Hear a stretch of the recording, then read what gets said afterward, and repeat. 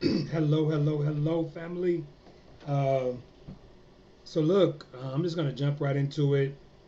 This will probably take about 30-35 minutes.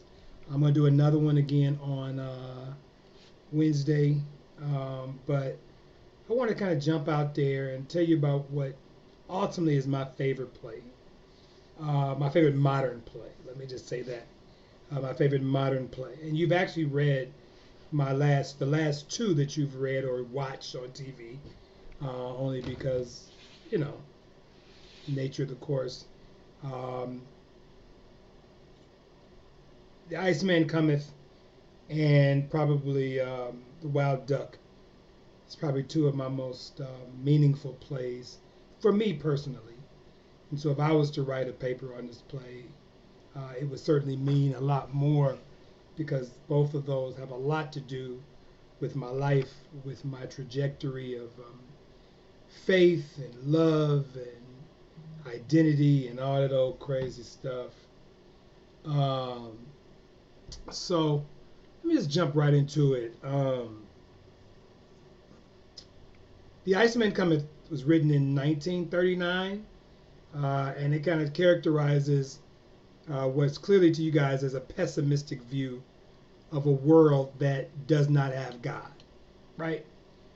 So it's kind of it puts you in the mind a little bit of Waiting for Godot, right? Our first play, and but this particular play, not unlike actually, come to think about it, it's this world, right? Is or our world, our godless world, is sort of made up of these,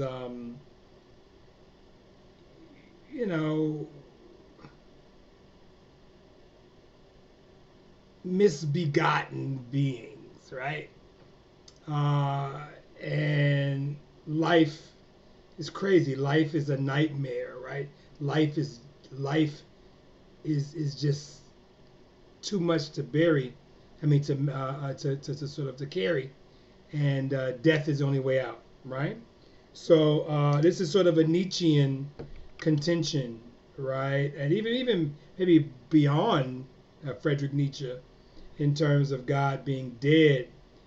In this play, you can't even create one, even in fiction, right? According to O'Neill in this play. So again, for the world for O'Neill is kind of a barren wasteland. There's nowhere for us to kind of go. Nothing worth having. Um, and Ibsen,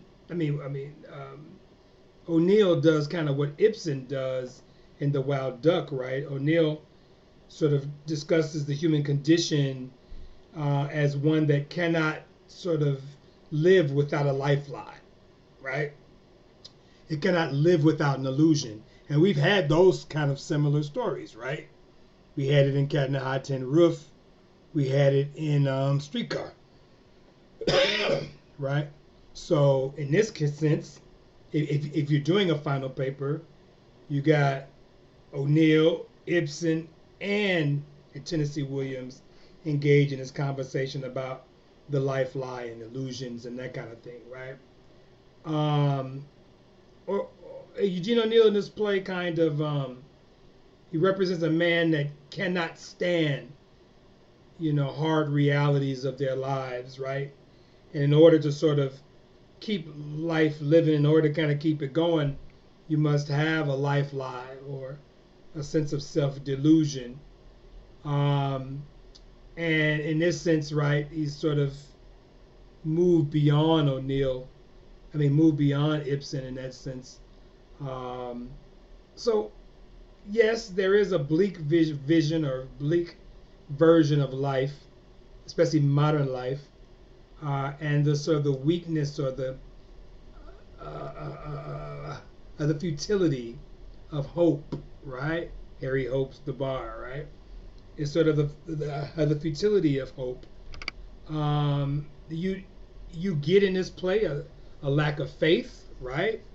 Um, and a lack of faith in sort of the reification of God or the idea of saviors, right? So think of Hickey, right? Um, and so this idea of saviors are BS, right? Someone is going to kind of save us all, or a reformer, even, right? Thinking of politically makes no sense to O'Neill. Um, and there's a sense to which you could say that in this play, the self-appointed savior is represented as sort of an anti-savior, right? A fraud, right?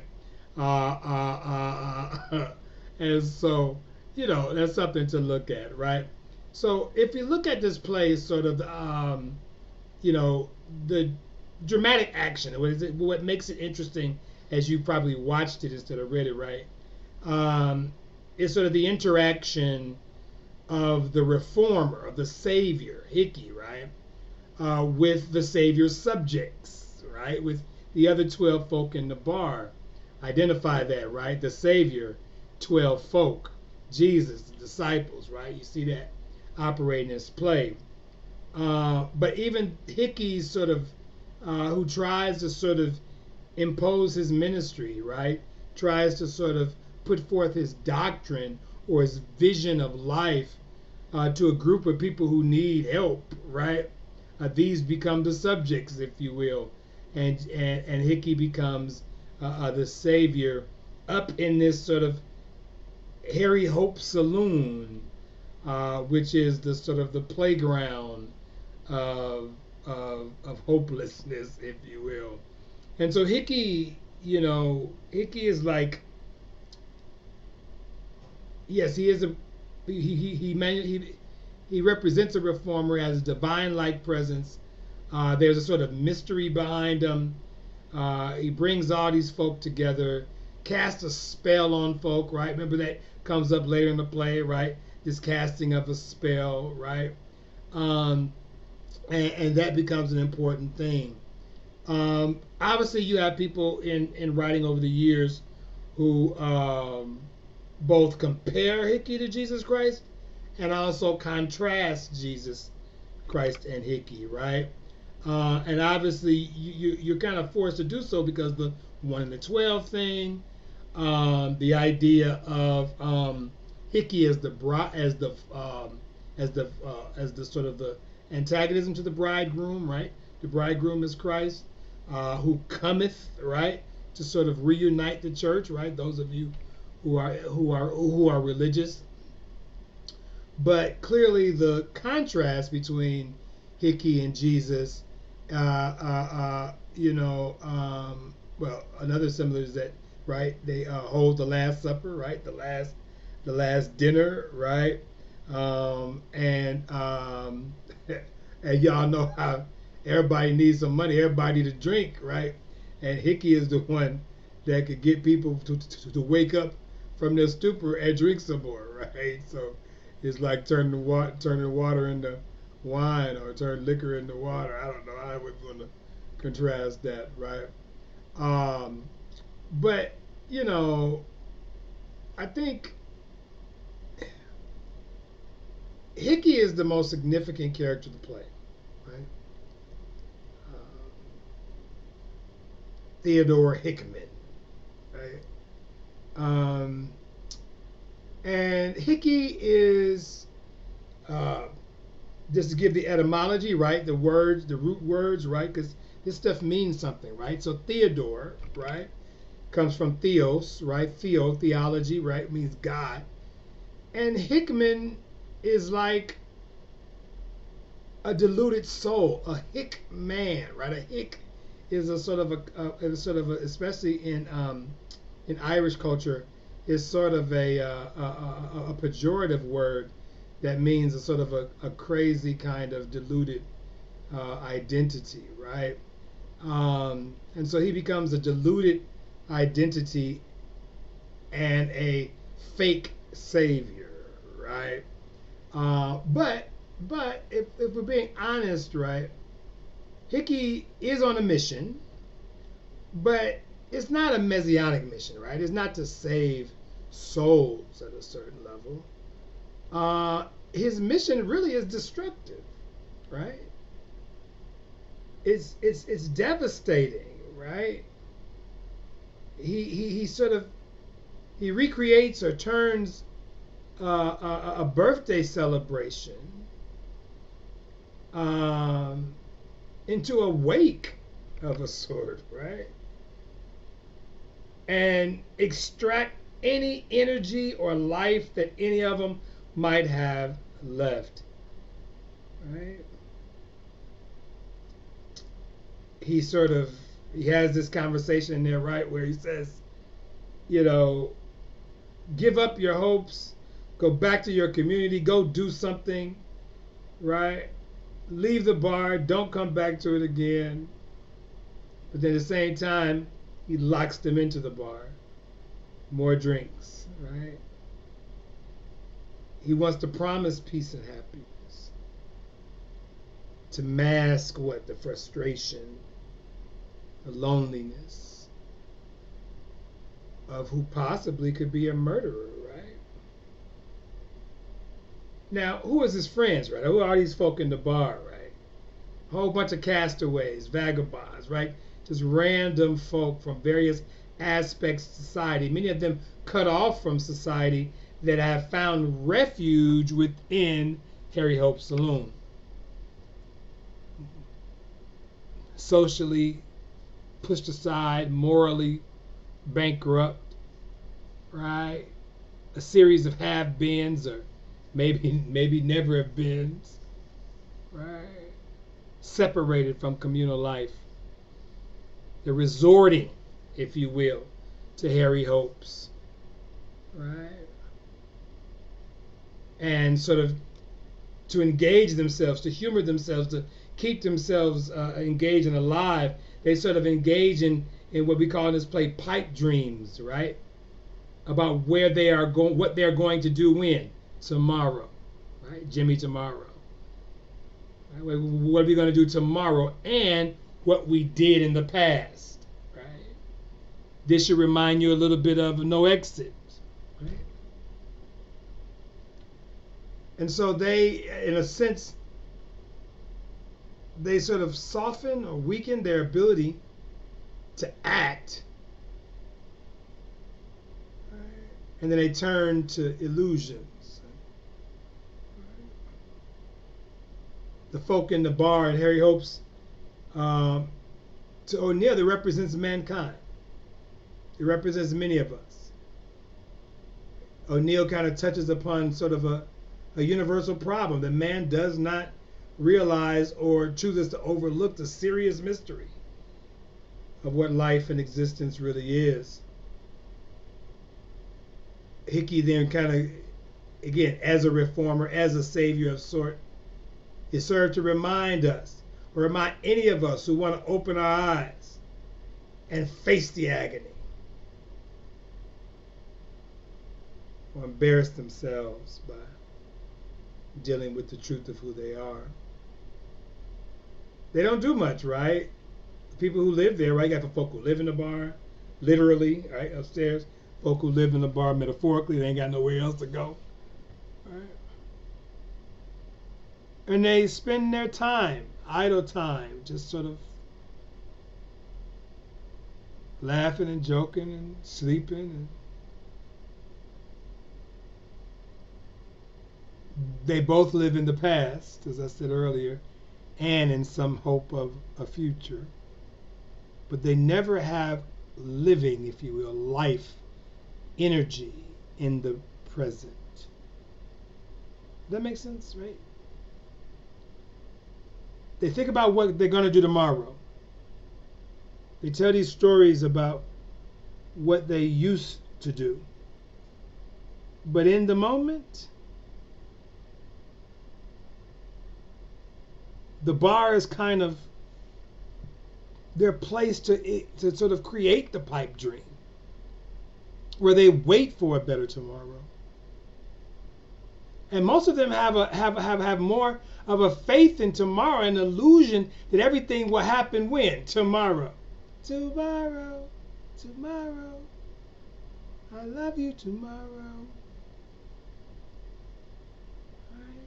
I go back to my job tomorrow. My wife tomorrow.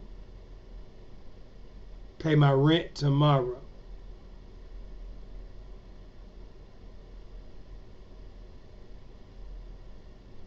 So what does that do?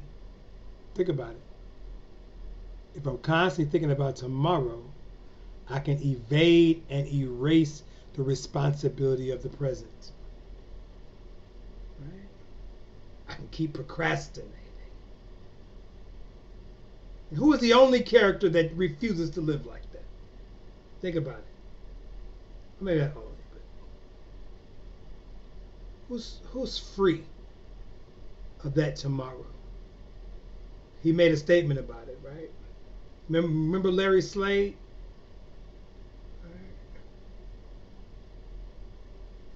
Larry Slade called them fools for thinking about tomorrow. All these canceled regrets, he says, right?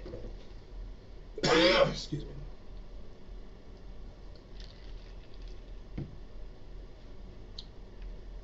And so there's a sense to which that the people in the bars are to live a fool's paradise. A happy tomorrow is the only thing that'll console their sad todays. And so the lie, so that's what Larry says, right?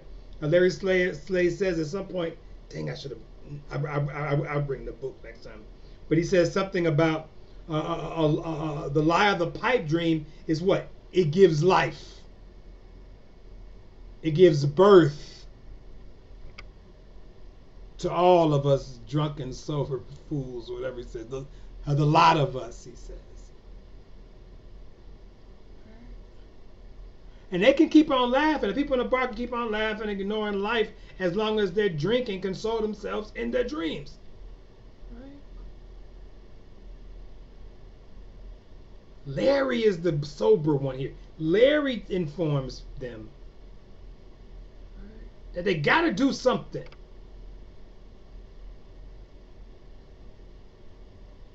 He tells one of them, make a successful touch somewhere. Right? But most of them live on free lunch and free drinks at Harry Hope's, right? How's Harry Hope paying these bills? He got prostitutes owing the money, right? I mean, he owed prostitutes money, right? Let them live there and stuff like hang out there. But everybody has become a hypocrite and a liar, and Harry Hope is just sucking it all in. He's sad as hell too, right? So he just has somebody around him to make him feel better. And they all just pay him compliments and make him feel like he's the best. So that even Harry can have hope. I like that.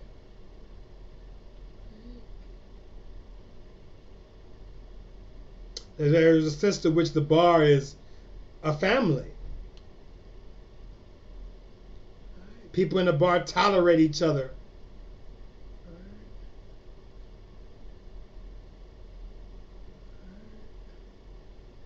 Bosom buddies, if you will. But they're all alike because they can't face their present. And they're all kind of dealing with the past and looking toward the future. And you got all kind of folk in there, right? You got the captain, who in the play was a British army hero. The general, who was a general in the Boer War, right?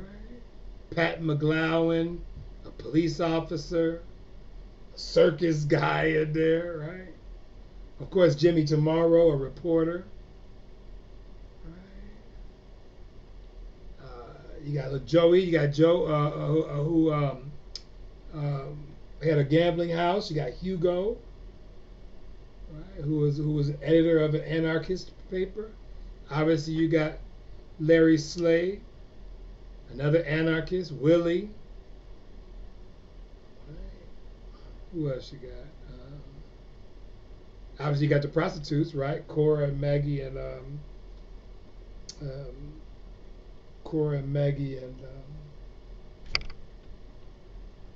can't think of the other one's name. And here's the thing about this play is that technically they're all kind of different ethnicities, right? You got a black English person, Italian, South African, you got a Scottish, right?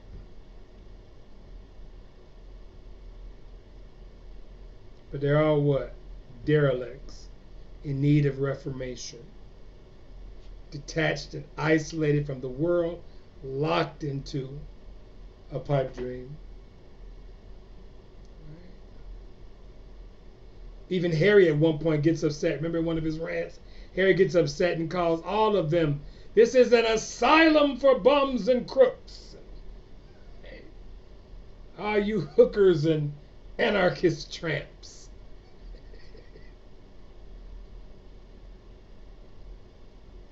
This is a retirement place. In the book, there's a line that calls it a graveyard. A morgue. That's probably more apt. A morgue, not a graveyard per se. So O'Neill has Hickey in his place sort of wear the mask of a stranger in order to have advantage, if you will, over the people he's trying to fix, reform. In a sense, what I mean by that, in a sense, I mean, he changes his usual habits of conduct. Hickey sort of appears to his pals as a stranger sometimes, right? And when he does that, he alienates himself from the people he's trying to redeem.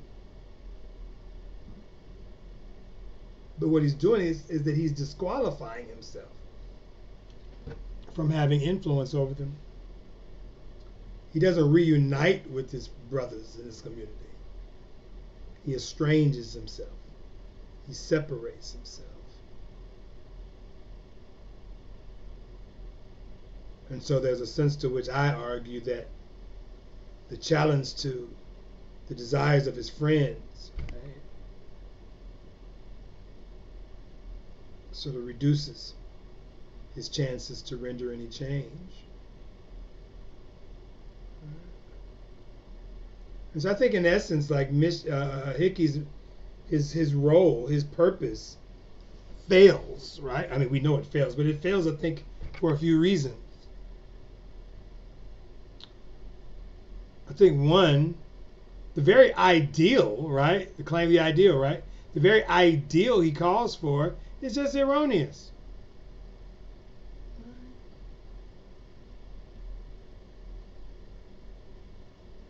It's not gratifying for the characters. It doesn't revive their spirits. And then second, he doesn't succeed in making converts. No one converts over to Hickey's world, if you will. He's a good salesman, but no one converts. But what Hickey does, though, what? Is that he uses alienation, right? Separation, as a way of preparing the people in the bar to accept what his mission is. And I think alienation in this sense, especially in this play, is achieved through the tension and suspense that Hickey is created by the change of his behavior and the alteration of his habits, right? He wants to sort of eliminate them from their minds of his previous role of a drunkard. He's not that no more. He's something different now. He's emancipated. You need to know what this means. I'm a changed man, dipped in the blood kind of thing.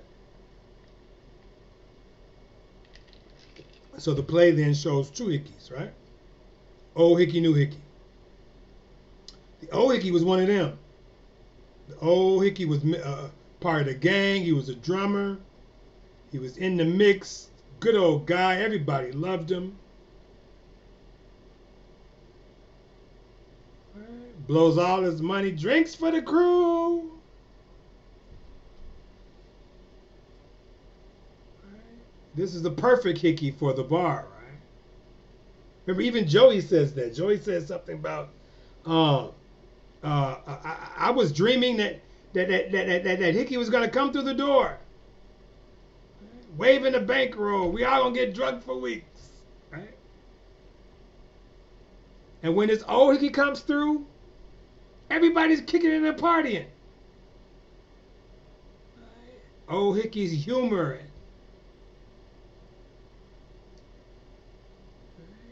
Larry talks about it. Harry Hope talks about it. But then they're only talking about it in the play. Right? You notice that? They talk about what the old Hickey was like. But old Hickey doesn't really represent himself, right? We see the new Hickey, the reformed Hickey. And this is why it's isolating to other people. They remember the old party guy. Now he's like a, old fuddy-duddy, if you will, right? But really, he's the prophet. Right? Right. This sort of transformation in the personality and concerns, if you will. It could be known as sort of how Hickey evolves.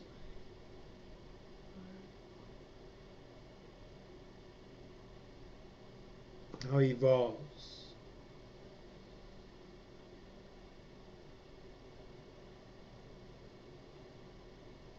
The bar regulars who know Hickey as Human's drinking pal, they just see him so totally different in his role as Savior. So clearly, the characters in this play build their lives around dreams, illusions. Right? They refuse to accept or recognize that even themselves, let alone the new Hickey. And they just rather think of him as an old pal, partly because, why? Because they can't see themselves within the moment. They even can't see reformation within themselves in the context of the here and now, right? So they're not going to accept Hickey as reforming or being new if they won't take that step today.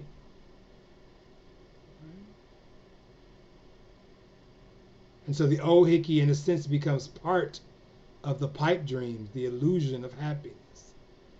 Life was happy then, now is all deep and depressive.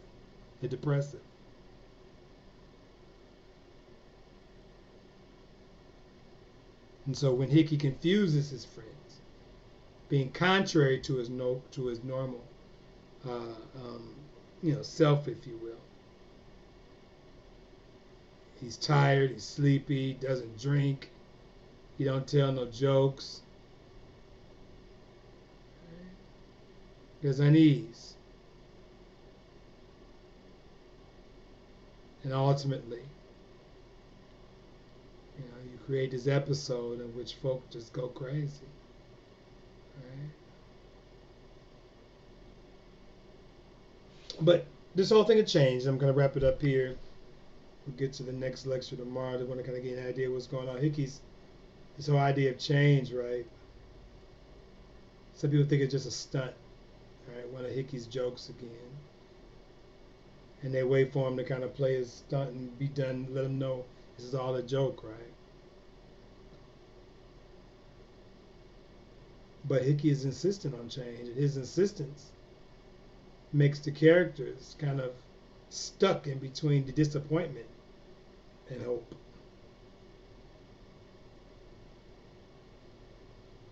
Right? They hope that Hickey comes back as Hickey. Right? Come back to be yourself,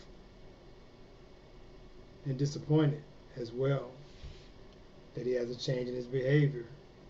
Jimmy tomorrow talks about that, right? Because he says, yeah, he must have changed, but he'll be back to his normal self tomorrow. Right? Wishful thinking. And you'll find out later on, if you haven't read the play yet or saw the play, how this affects Jimmy. Right?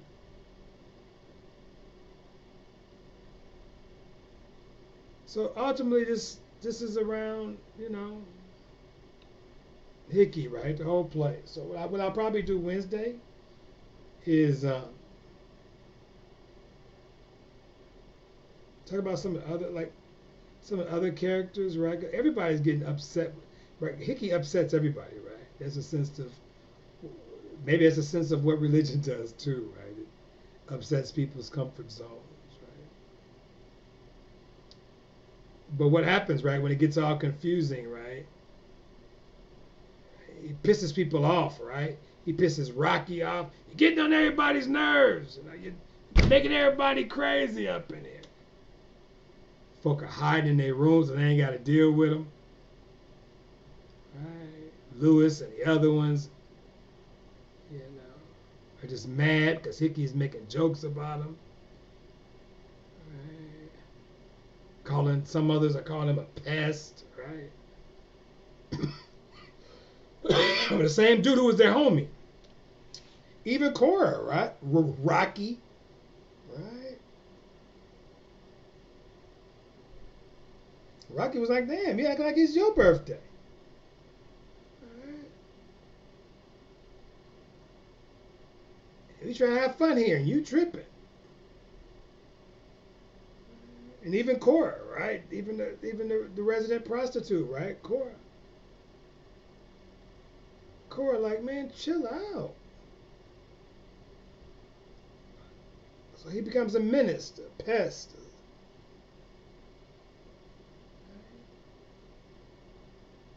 And Rocky tells Pearl and Pearl, that was the one I missed. Pearl, Maggie, and Cora, right? Rocky tells Maggie and Pearl, don't listen to him. Don't let him put no ideas in your head if you want to stay healthy, he says, right? Because the more Hickey interacts with folk, the more he loses control over them, and alienates himself from them. Because the way he's coming to them, his salvation message, it disrupts their lifestyle and threatens the community of hope in Hope's Bar. After a while, they stop drinking liquor, right? Now, this is just bad, right?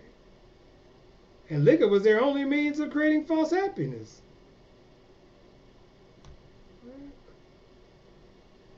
One of them, I forgot which one it was. It wasn't Larry. It was Rocky or Jim. One of them was like, this stuff is like poison now.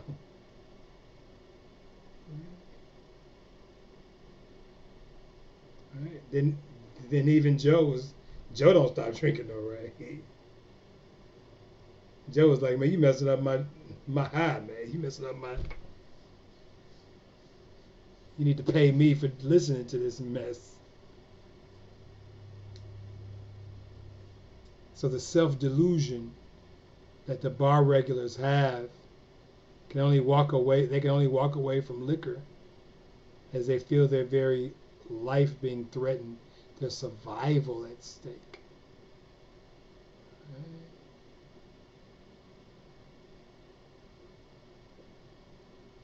McGowan is trying to get Harry to walk around, to go outside and go for a walk.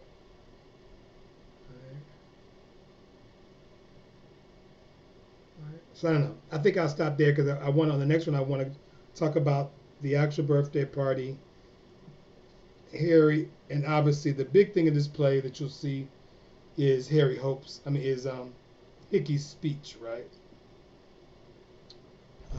And this speech, is what's popular. If you get a minute, maybe I'll tag you in this thing, because the what actor is that? There's a rendition of it. It's just so good. Robert De Niro. It's really so good. So, all right, that's it for now. I will do another one on Wednesday. I'll create these questions and send them a little bit later. All right, take care. Stay strong.